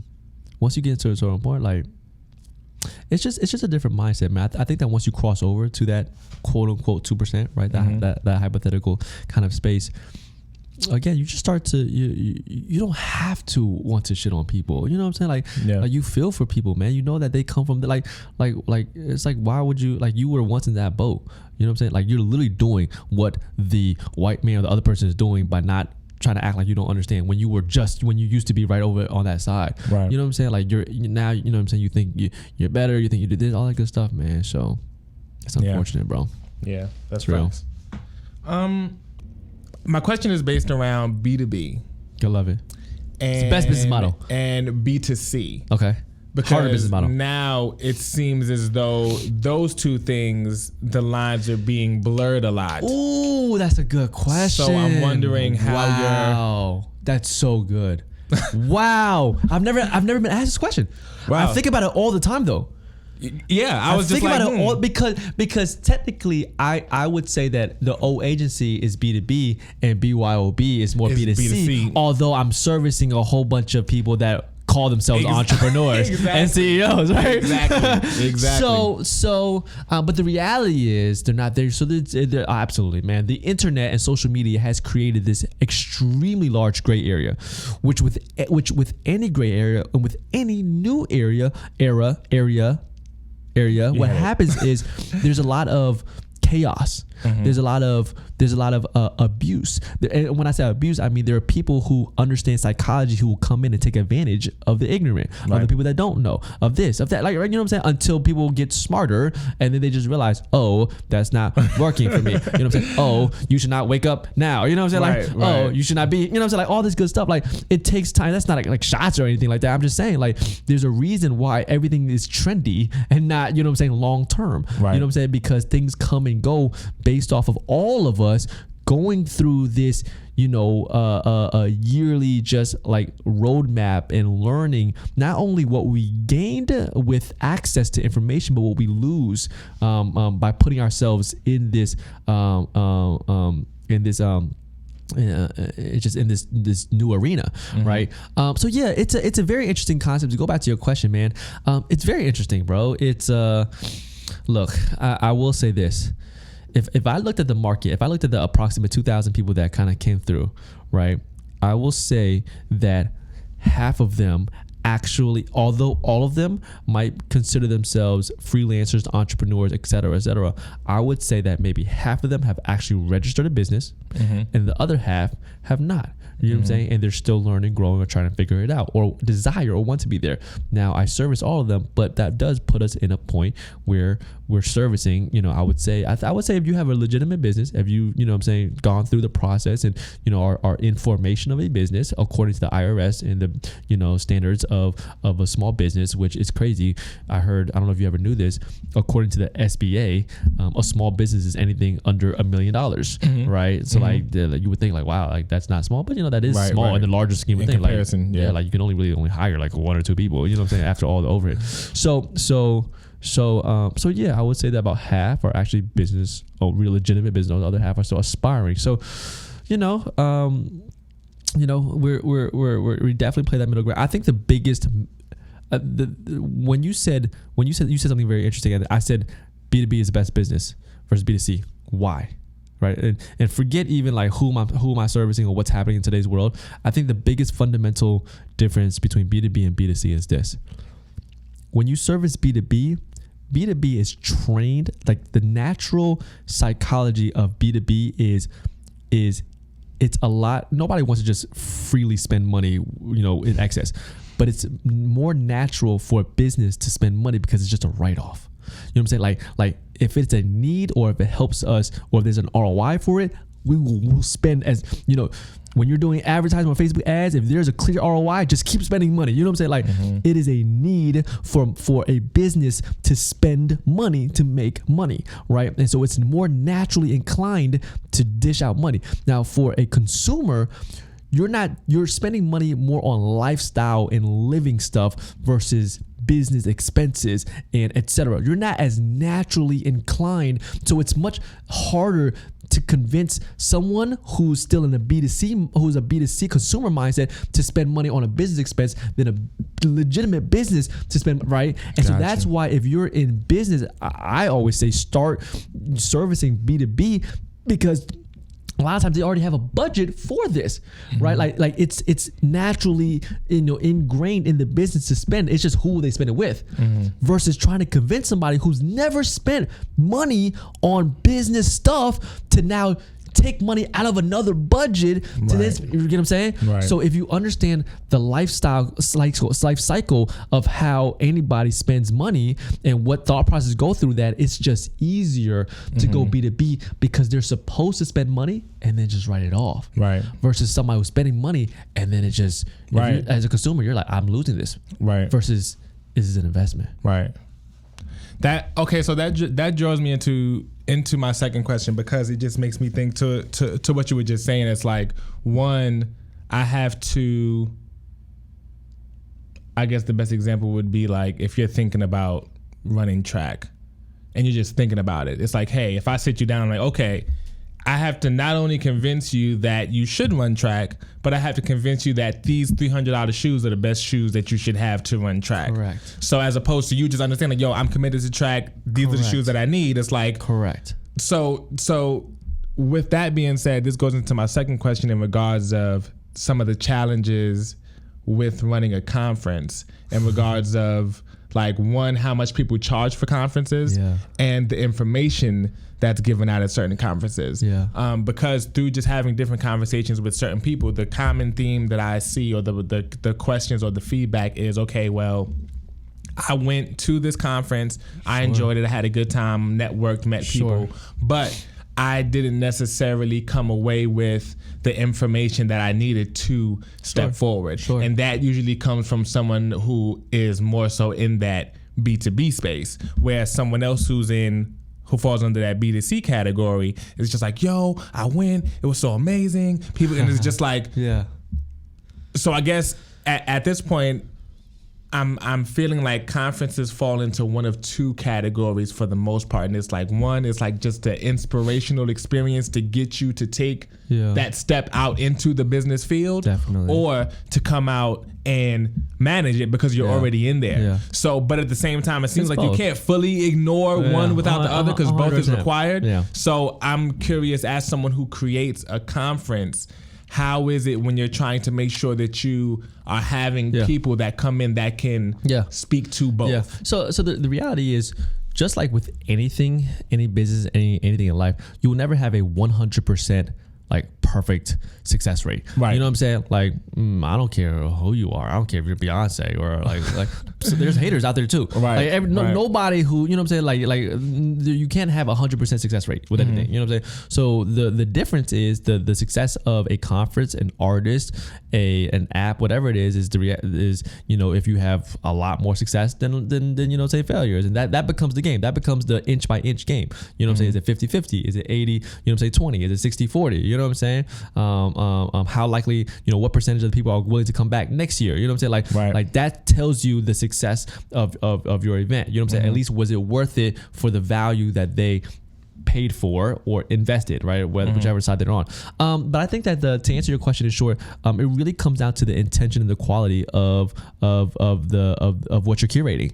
Everything down from the speakers, to the environment, to the setup, to the app, to the this, to the that, all the things that you're doing, you know, and the biggest difference within every single conference is there are so many dynamics and so many variables that no conference will be the same. You know what I'm saying? Because literally, like, you can literally talk about, you know, the venue alone, to the pricing, to the speaker list, to the topics, you know, to the sessions, to the breaks, to the lunches, to the what's included, what's not included, to the VIP, to the you know, gift bag, to the registration. Like every single element is different. So whoever comes with the highest quality of workmanship, of talent, of information, that is, I think that's going to give you the highest success rate. Never 100, right? Impossible. There's always going to be people to complain, and, you know, everyone's going to find something to complain about. But that will tell you if this was a success or not. And it just really comes down to the quality of the, I guess you can even say, the superheroes that you put even around you, not from an internal team perspective, but from a, hey, you know, this is the Marvel convention. Right. You know what I'm saying? All the superheroes are here. They're not, you know, you got the X-Men over here, you got the Street Fighters over here, you got this, you got that. Everybody's coming together, and, you know, that's why, you know, and everybody has their own kind of audiences, leverage, knowledge, all that good stuff. And so everybody is good in their own right. And so, I mean, shit, even for me, now I'm thinking about, I'm like, damn, I brought all these people together. Like, damn, that's crazy. Yeah. But that's a certain even level of respect. You know what I'm saying? That I know that I've curated very carefully. You know what I'm saying? Because I wouldn't say any influencer can just bring together everybody plus the entire mass. You know what I'm saying? Like, it takes a very, very special level of connection and resonance. No, for sure. And I asked that because I do see certain things where, and I'm sure this is, like I said, to your point, in any field, there's that mixture. Yeah. But at the same time, I do know that there are people who may have conferences where they create a paywall that helps to concentrate. Who is like, okay, well, I know if you're seriously trying to figure this out, you're gonna 100% certain C-suite or certain types 100%. Of events. You know what I mean? So it's like this is so that's why I was just curious, like what were those challenges, or what do you use to gauge where you want to find that balance? I mean, price point. You know what I'm saying? Like you said, the gateway. To be honest, the easiest way to tell how committed someone is how much work they're willing to do, right? Or how 100%. Much they're willing to give, or money, like where they worked for that money, right? So anything that's higher, you know what I'm saying, shows that they're more invested, interested, et cetera, et cetera. If it's easier for people to jump in, then they're not as committed, right? So I think that's a pretty. So where do you see well, this is the second year of BYOB. Yeah. What do you see for it moving forward, going into the next year? What are you taking from these past? It was like, okay. Yeah, I've learned so much. Definitely, man. I've learned a lot. I'm understanding my true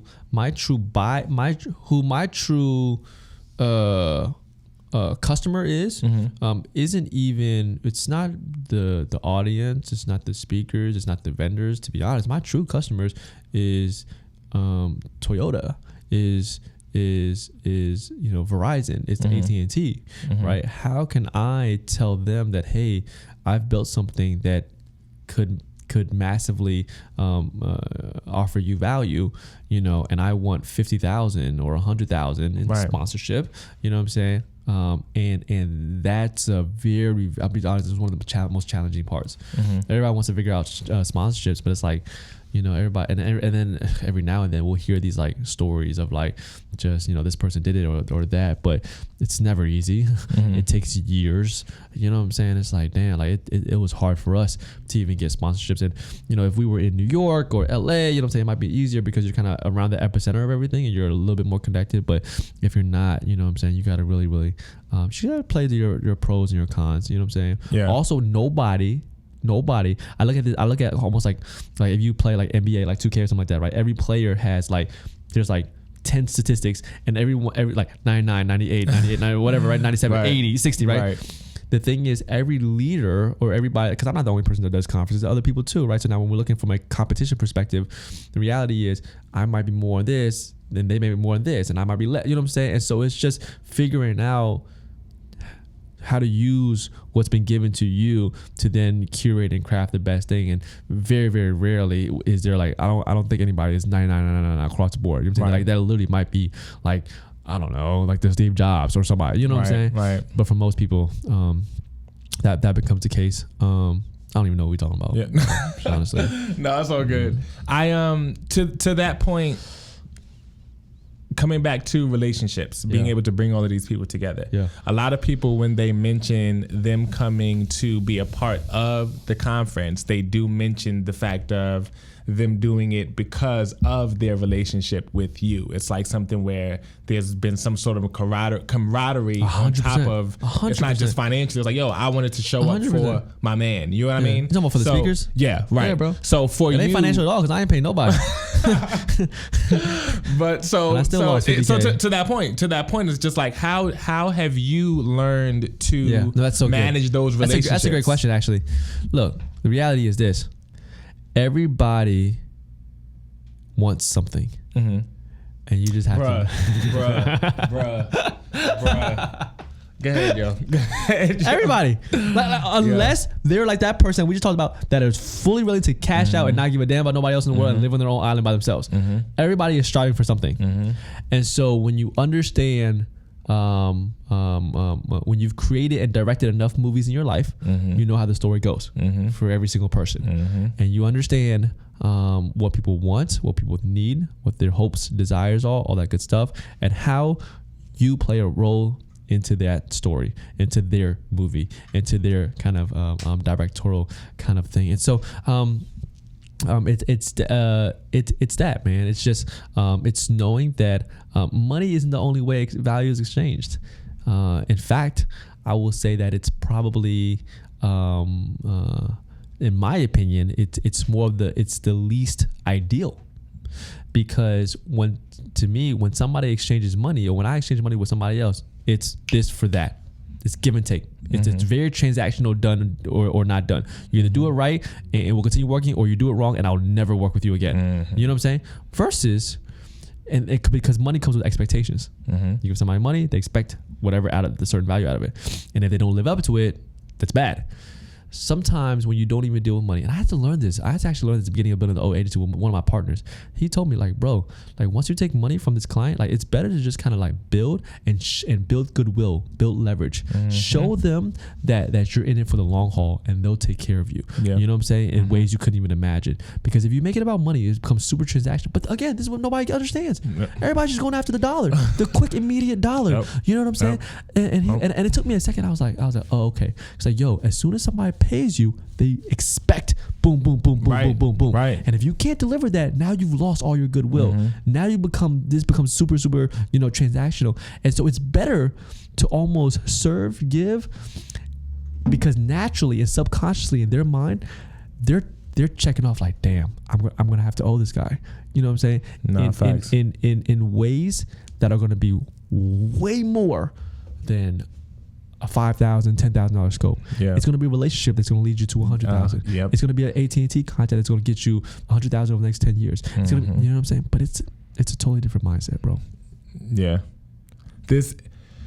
It's what I've learned over time is, as much as you can gain experience in talking about the finances and all of these other things, you talk about taxes and LLCs and all these other different things. So much every day in life, things boil back down to relationships in the biggest ways. It blows me away. Do you know why? Let's think about it. Let's break it down. Let's break down the psychology of why relationship, whether thin or long, why does it become such a huge factor in people's decision-making process? Any form of relationship is the closest you're going to get to the only reason why anything gets moved forward is there's some level of trust. Right. Whether you're a friend of a friend or nephew of a friend, a colleague of a whatever, like by you knowing or being associated or being at least close in proximity to someone that you trust or know, you will automatically feel, because then it comes back to a feeling, that this person versus this person that you've never met that has everything on paper to look correct, but you don't know them, right? And so why does trust matter? Because it is a lot more likely for someone that is referred or has some type of legway or connection to you. It is a lot harder for them to let you down than somebody who has no idea who you are, never met you, don't really care, and has to start from scratch, but in a relationship for them to fall off. So then it becomes a risk game, right? Trust, which leads to a feeling, which leads to then just risk assessment, which then becomes, everything we just talked about. Right. It's less riskier for me to bring on somebody that, again, whether it's a little bit of trust or a lot of bit of trust, at least there's some trust via proximity, via referral, via something, versus bringing somebody off the street that I have no idea. Because this person, who knows? They could do this, they could do that. They could, whatever, even on the far end or the other far end. You know what I'm saying? Or they can be quick to quit. You know what I'm saying? Whatever it is, because there's no attachment, right? This even gets more interesting to me because this becomes a whole nother game, right? If you look at obviously all the boardrooms across the country, all the big corporations, blah blah. There's a lot of, like, now we're talking about like on a racial type of aspect, on a race aspect. The reason the world is going the way it is nothing more than the fact that there are a lot of like people who are sitting in positions of power, and they're doing the same thing that if there was a ton of Asian people or black people in positions of power. They would hire their people. Bruh. They would put, you know what I'm saying? So that's why it's I don't want to say it's sad. I get it, but like to blame them is something that is misconstrued, because if you and your family was in the same position, you would do the same thing. If you walk into a store, if you walk into a church, there's a random white man or there's a black guy that comes up to you, you automatically connect with, well, what's up? Like, oh, you went to this school, oh, you did that. It's trust. It's history. It's, I knew how you grew up. You don't even have to know the person, but it's just that the first inkling of I'd rather talk to this person because I just feel like connecting with them. But the same thing happens over in this world.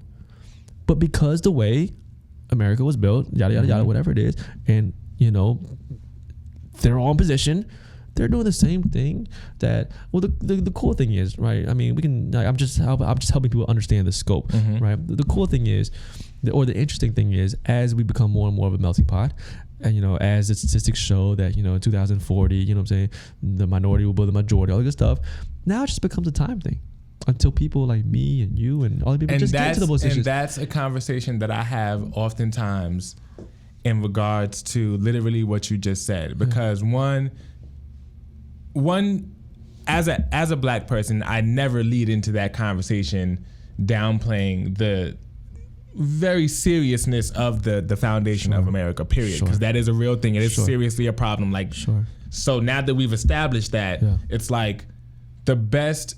And I think this shows up in a bunch of different ways. I think the best I could hope for is a world where I have to look out for black people doing bad business as much as I have to look out for white people doing bad business, or Asian people doing bad business, or Indians doing bad business.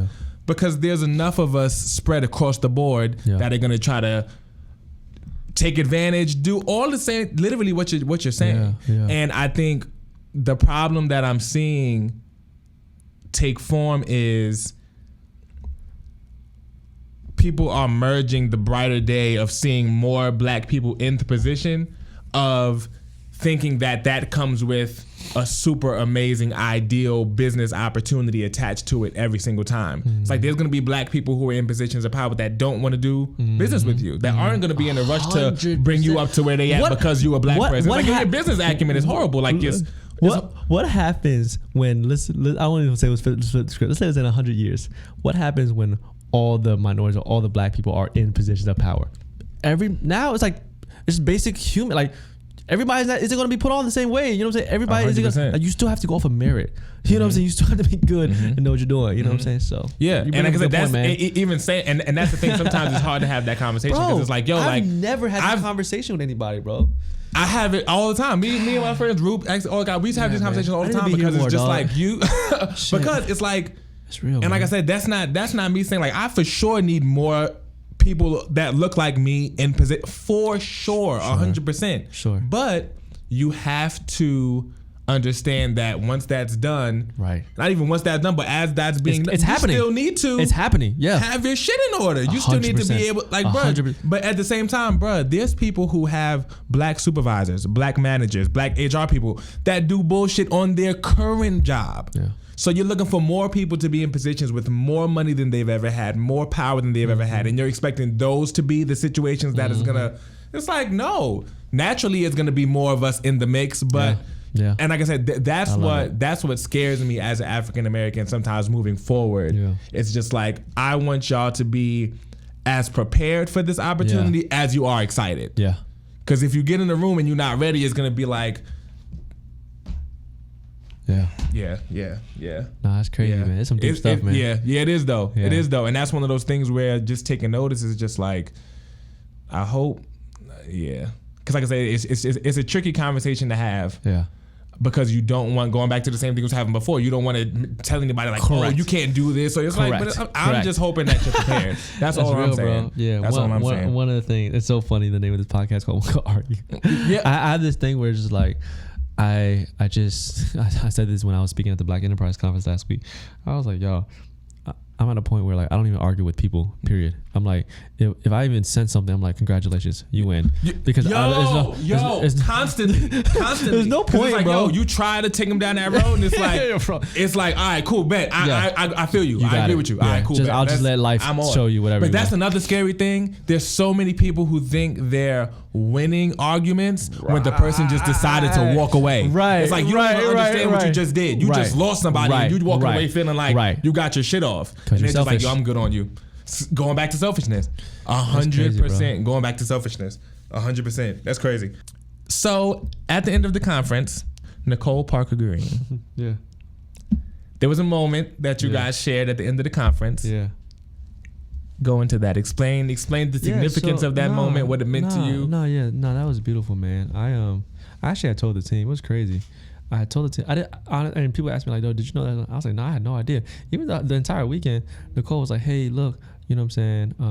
Because Nicole is the person that connected us with the U.S. Black Chamber team, and so they had left. So I was like, "Hey, do you?" I was like, you know, we love to, I think, come and have you say, you know, so just say thank you, all that good stuff. And I'm always looking for ways to like I live a lot of stuff that I talk. You know what I'm saying? I live a lot of stuff that I preach. So I'm like, hey, look, like, you know, this is like, I got to this person, we got to this person, we got to this, like, this is how it works. You know what I'm saying? Like, this is what's going to happen for you guys too. So I try to just like show examples of that. But yeah, the weekend, she was just like, hey, look, you know what I'm saying? I'd love to, you know what I'm saying, say something on behalf of the U.S. Black Chambers or myself, all that good stuff. I was like, all right, cool. And then she was like, you know, but I don't, just let me know how you want to do it. I was like, all right, cool. So, But I didn't know. Like, I had no idea what was going to happen, to be honest. And then we just kind of brought her up at the end, and she kind of just did her thing. And I think a couple of things.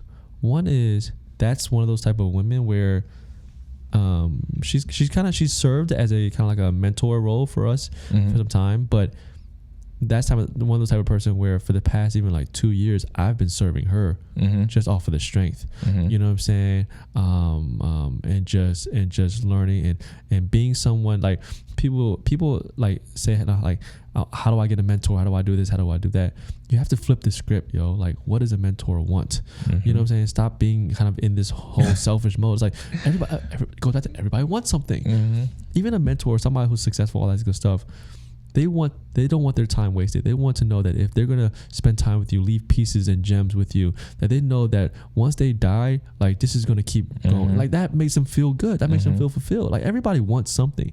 And so by understanding that too, you know, you play your cards right, you do it right. And we've just been serving her like for the past like 2-3 years, to be honest. Like, I was introduced to her a while ago. You know, I'll have her come around, I'll have her speak, you know what I'm saying? But we've never expected anything out of her. You know what I'm saying? We've just kind of served, helped, and this is a true example of what we talked about earlier. You know what I'm saying? At the end, she came out there, and you know, I was just, and she, you know, since she was talking. Next thing you know, she was like, you know, I want to donate $100,000 to next year's conference. You know, and the thing is, I had an idea at one point. I was like, oh, okay, you know, 5, 10, 100. I was like, whoa, yeah. I'm sure. I'm sure. I felt like my heart stopped for 2 seconds. And I didn't want to be extra enough. And so I was like, whoa. And so that was definitely a beautiful thing. And it means a lot though, because I told my team, like, I was like, bro, like, it takes so much out of us to pull this off, and I don't make money, right? And I still have a business to run, and then we don't make money, and it's like, I'm like, guys, like, in my mind, I was like, this might have been the last year. It's like, we're gonna go all in, we're gonna go hard. You know what I'm saying? But I ain't tripping, because I try to align, you know what I'm saying? Like, right. Everything in my life, like, I try to go with the flow, you know what I'm saying? Right resources, right things have to come together. And I follow the science, you know what I'm saying? And so for me, I was like that moment, in addition to just like, I mean, people always give good feedback and stuff, but like, I need a sign. I'm like, God, I need a sign. Right. And I wasn't even like begging for it, you know what I'm saying? But that's one of those things where I'm like, man, I feel more and more blessed and privileged to be in the position that I'm in, because I know that I've been given, you know what I'm saying, this opportunity to, like, now it's not even a me wanting to do this thing. Like, I'm doing it because I'm just kind of holding the torch for as long as I can, you know what I'm saying, until I can pass it off. But you know, this torch just has to be held. Somebody has to hold it up, you know what I'm saying, or else, like, the world is going to end, you know what I'm saying? Right. Or at least the BYOB world is going to end, right? So I just hold that BYOB torch, you know what I'm saying, until somebody else can. But the cool thing is, like it's almost like I was tired, I was down and out, and she just kind of like, you know, infused something into me. And so now I'm like, all right, let's keep going. You know what I'm saying? Like, I can physically, keep going, keep building this out. So, just a testament of right time, right moment, continuing to serve people, continuing to serve the people that, and a lot of times you're going to have to go over and beyond for people that are further down the road. Yep. You know what I'm saying? Like you're gonna have, bro, you're gonna have to serve them. Yeah. You know what I'm saying? Like you're gonna have to can be their servant. Like do whatever, because it's gonna pay off. Yeah. It's gonna pay off. But a lot of people, and we've heard this all the time, generic quote coming, when you quit too early, blah blah blah blah. Right. And that's the thing, honestly, going back to even the question in regards of like what type of conference it is, and thinking about like paywalls and all of this other type of stuff as far as like charging for the value that's given. When I think about, because I come across a lot of, whether it's on social media or just overhearing conversations in real life, and people are like, yeah, this person didn't want to share their such and such with me. And it's just like, these opportunities, this information took years to get, to develop. Yeah. So it's almost like it's like, because it's language coming out, people don't assess any sort of, they just feel like it should be freely. It's like 100%. I make $1 million deals. I connect people who no one else could connect. I solve problems that no one else could solve with this language. And you feel like it should just be handed over to you because you asked me. We had to shoot 10 times. So we've been in the game and shot 9 times. We learned and failed 9 of them. They come in at the 10th one and we're like, yo. Exactly. That's the thing. They don't see that. Yes. They don't have that insight. Yes. It's just their eyesight. And that's the thing. That's why anyone who does do one of these conferences or puts together these things, and the people who come, I'm like, if anything, I feel like no one's charging enough. You know what I mean? In regards of the information, especially for y'all especially for a lot of the people to come and leave and not do. Yeah. You know what I mean? Yeah. It's almost offensive. Yeah. Especially being someone who has been able to come in and take advantage of a situation like that and learn from it and see, like you said, those other 9 shots over 20 years, 10 years, 15 years. Yeah. It's like, yo, this is actually kind of crazy that people are even willing to give y'all this much. It's almost like, yo, y'all are receiving just enough to match what y'all would be willing to do with the information in certain instances. And it's one of those things that's just like I said, that's one of those things that really infuriates me, because I see how frustrated people get when they don't get it. Right. It's like you present it as, oh, this person tried to play me, they curved me. It's like, why should I give years of information to a random person who found me and feels like, you know what I mean? Like, that's crazy. But in their minds, it's like, nah, this should just come off the rip. I'm like, bruh. Spoiled, dog. This is nuts. Spoiled, selfish, just everything down the line. That's crazy, man. We live in a crazy world, bro. We live in a crazy world, I know damn well we live in a crazy world. That's why I'm trying, We live in a crazy world.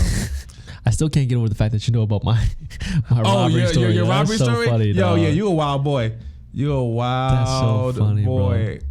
Bro. And then to find pretty much his whole life after, I was like, yo, this, you can't, I was like, bro, this is... You listening to my phone call, bro. I was like, this don't make no sense. Like, you're nuts. Crazy, right? You're crazy. I don't know. Just imagine your day to day. Yeah. Are there any tools or any anything that you use in your day to day to help you manage as far as your functionality or communicating with your team? Or so right now I'm using a tool called Monday.com. It's pretty cool. It's a lot of ads. It's a project management tool. Mm-hmm. I also like Airtable. To be honest, I wish I could say that I have it perfected. Mm-hmm. I wish I could say that it's getting easier. I don't think it's ever going to get easier because we're always striving to do something bigger, and so it doesn't really get easier. And if it does become super like repetitive, then it just gets boring, right? So it's like you're at this like conundrum where you're like, man, like, do I just keep doing like basic level stuff that I can get a little bit of money, but it's gets boring over time, or do I want to really push the needle, do something fulfilling, try to go for the bigger bag, all that good stuff, which means you're constantly stretching yourself. It's another example of stretching yourself. But those are some tools I use, man. But even with us, man, we're always trying to either reinvent or find better ways to do stuff. I wouldn't say that it's perfect. I'm trying trying to do a better job of delegating.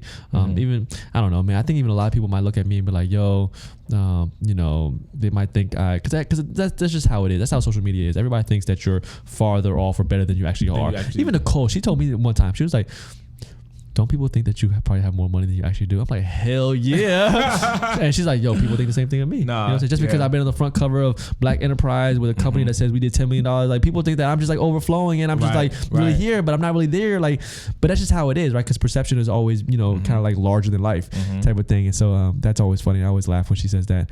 But that's how everybody is, to be honest. Like nobody's really their true self. No, for sure. Two last things. Yeah, let's get it. One is confrontation. Yeah. How do you deal with confrontation? How do you guys deal with confrontation as just when you're getting not confrontation and I guess that's the core of the question. The benefits of confrontation when it comes to putting ideas together, figuring out what's best internally. Yeah. Oh my gosh. Wow. That's actually really funny. Something just hit in my head.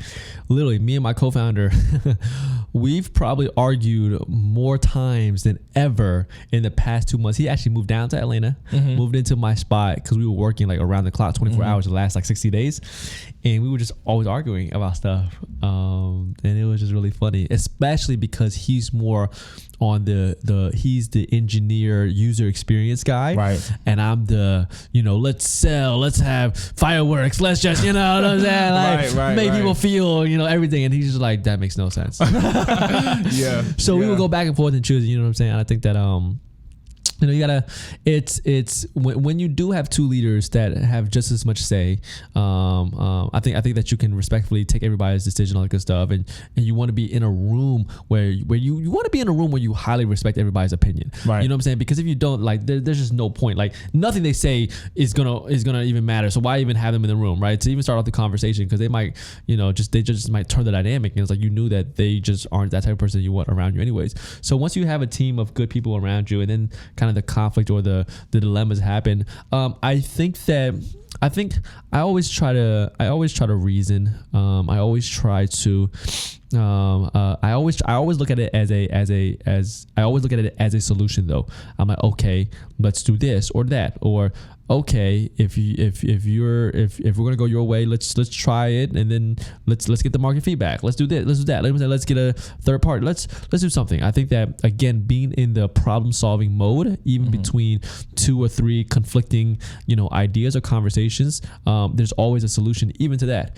And I think that that might be bringing somebody else in. That might be having some advisors. That might be testing the market. That might be, you know, asking somebody else. And so, yeah, I mean, very rarely do you want to actually be like, well, I'm the CEO, fuck you. You know what I'm saying? Right. You know what I'm saying? Right. So you don't want to do, because you don't want to undermine people, man. Like they're still people. Like their ideas are valid. It's gotten us to this point. You know what I'm saying? Being here and arguing and conflicting is actually a privilege, because we're about to build one of the most amazing things, and like not very few, you know, people would love to be in this position. You know what I'm saying? So, you know, you kind of think, you talk, and sometimes even just taking a sleeping over it, you know, sleeping overnight kind of helps. And tomorrow morning, everybody's like, oh, hey, cool, yeah.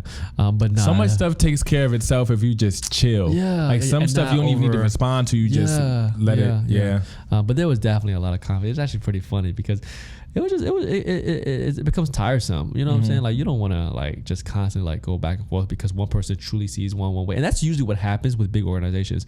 There's usually the back end team, user experience, all that good stuff, usually always fight with the sales or marketing team or whatever, because they're the way they think is different. Right. Like a developer thinks very differently from a salesperson. You know what I'm saying? It's very like, one guy's like puff, you know, sales, let's try to fake it till you make it almost. Other guys like, what, you know what I'm saying? Like, I need every single detail and I need to do it exactly like, you know what I'm saying? So there's always that little clash. That kind of what happened.